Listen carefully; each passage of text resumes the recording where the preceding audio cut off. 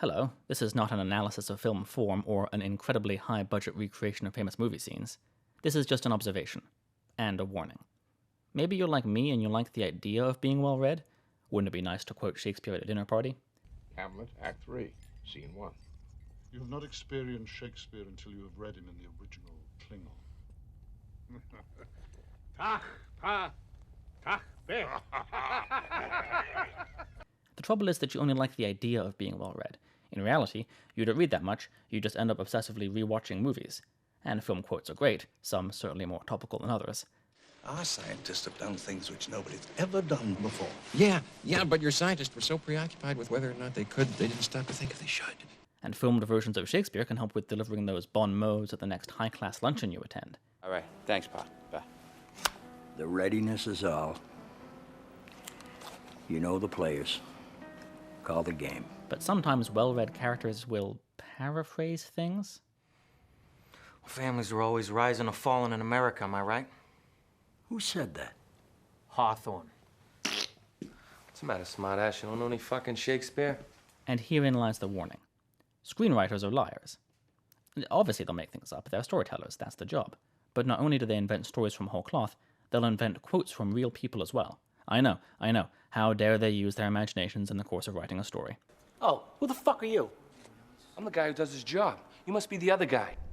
But still, if you're a cinephile with a good memory and a penchant for fun quotes, here are a few you should avoid.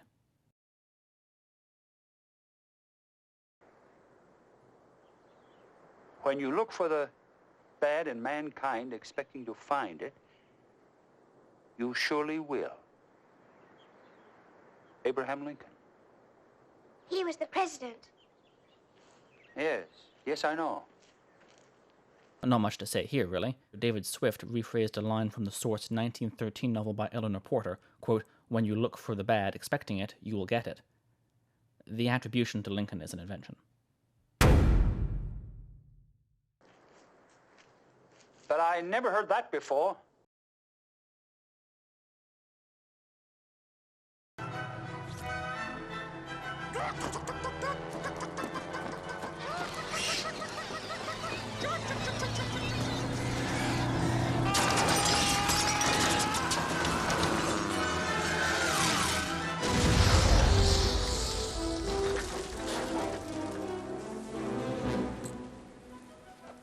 I suddenly remembered my Charlemagne.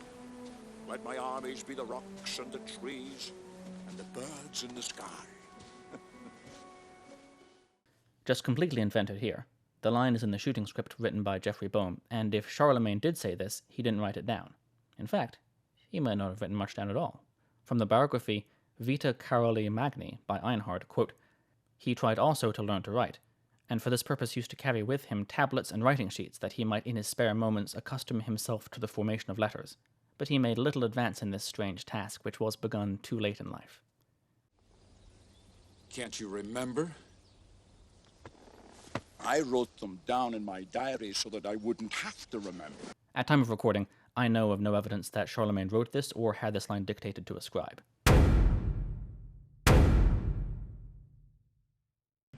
I'm giving you that money so I don't have to kill your ass. You read the Bible, Ringo? Not regularly, no. Well, there's this passage I got memorized. Ezekiel 25:17. The path of the righteous man is beset on all sides by the iniquities of the selfish and the tyranny of evil men. Blessed is he who in the name of charity and goodwill shepherds the weak through the valley of darkness, for he is truly his brother's keeper and the finder of lost children. And I will strike down upon thee with great vengeance and furious anger those who attempt to poison and destroy my brothers.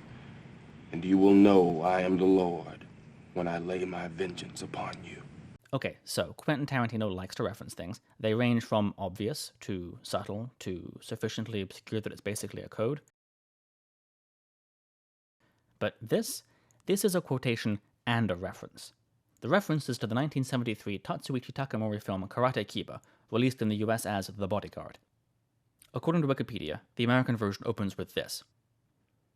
Path of the righteous man, blessed is he, father of lost children, and I will execute great vengeance, poison and destroy, and they will know that I am Chiba the bodyguard when I lay my vengeance upon him.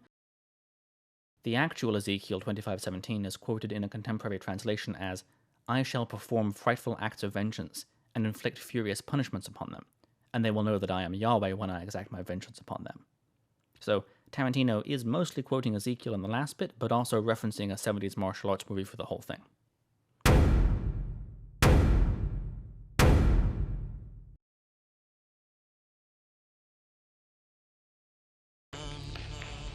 And now we come to this.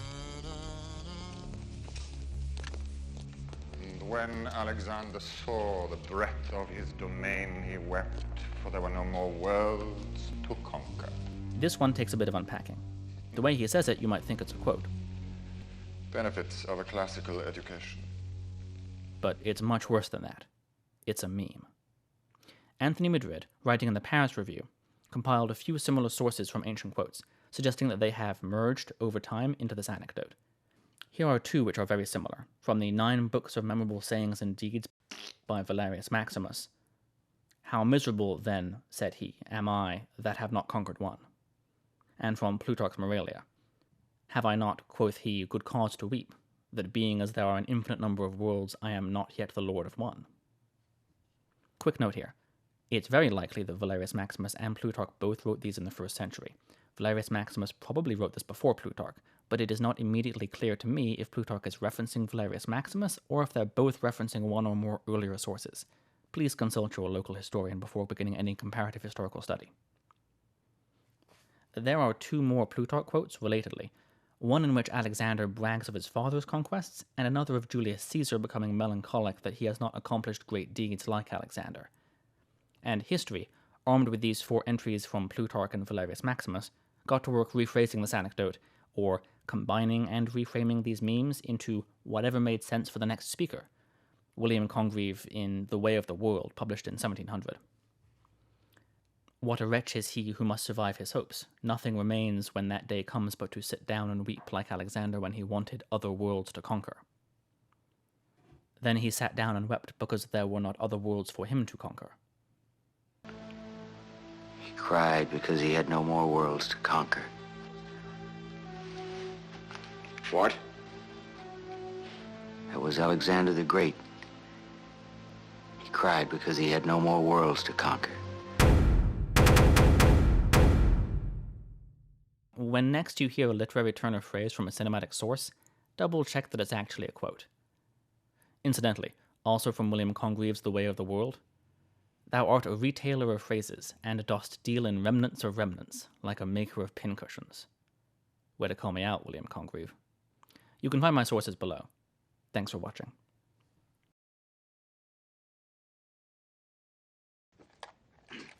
The font is larger. And Jesus wept, for there were no more worlds to conquer.